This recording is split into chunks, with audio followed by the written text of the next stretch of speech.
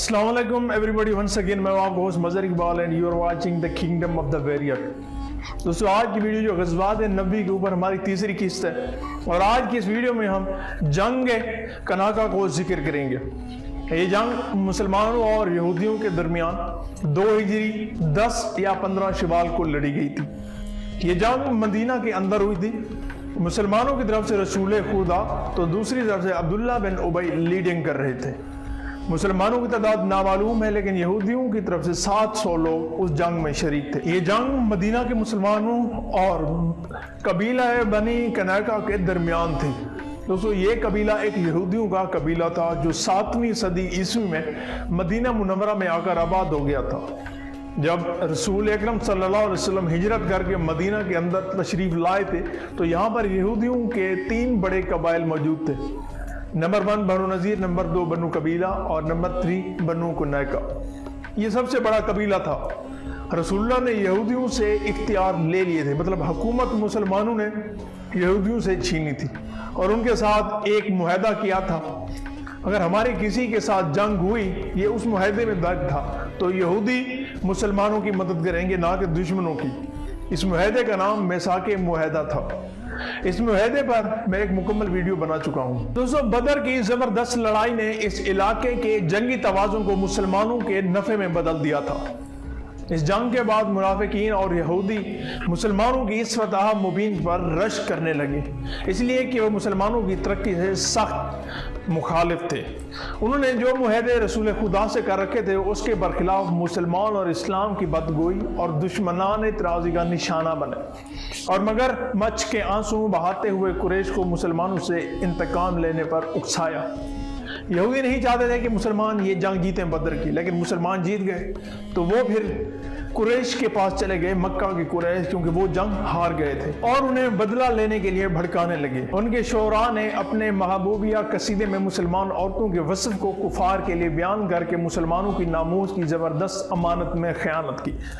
वो अपने जहाँ पे उनकी महफिलें होती थी, अपनी महफिलों में मुसलमानों के खिलाफ वो गीत गाते थे। वो लोग जो मुसलमानों के खिलाफ मतलब गीत गाते थे या शायर लिखते थे, रसूल खुदा ने उन्हें कत्ल करने का हुक्म सादिर फरमाया और ये लोग कत्ल कर दिए गए। और रसूलुल्लाह बखूबी जानते थे कि यहूदी आइंदा आने वाले वक्तों में इंतकामी जंग में मदीना से बाहर के दुश्मनों के लिए रास्ता हमवार करेंगे और इस्लाम पर पसे पोस्ट से खंजर का वार करेंगे।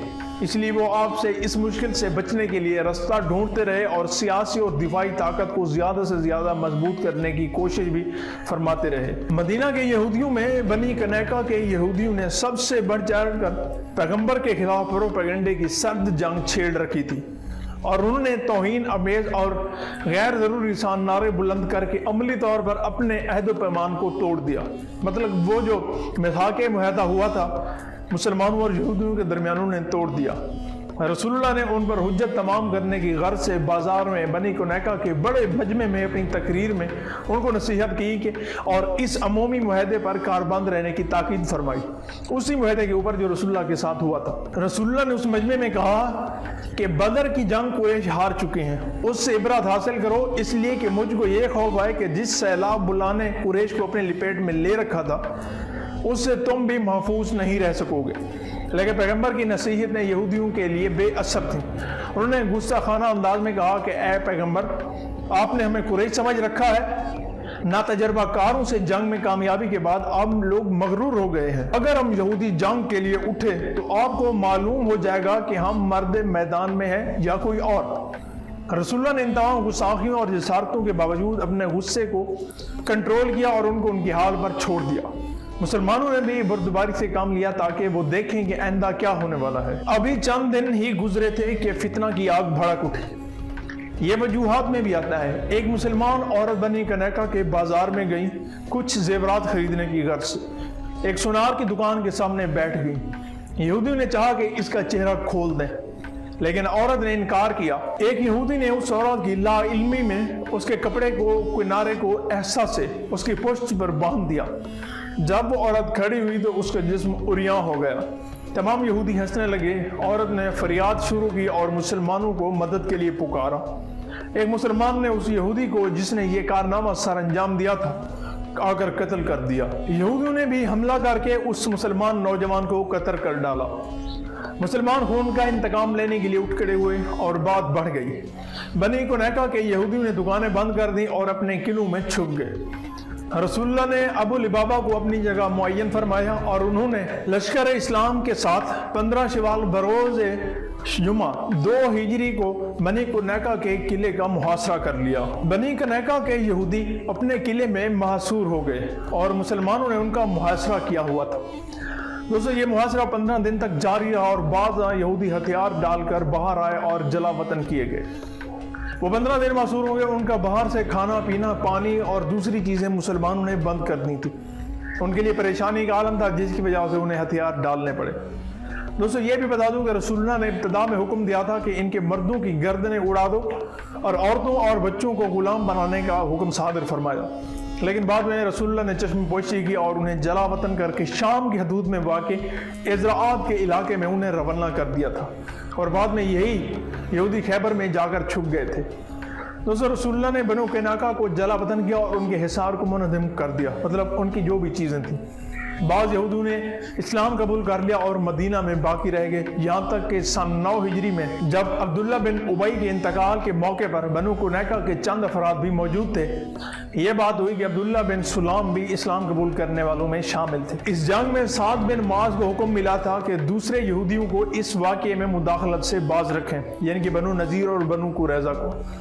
رسول خدا کا سفید پرچم اس جنگ میں حمزہ بن عبد المطلب کے ہاتھ پر تھا۔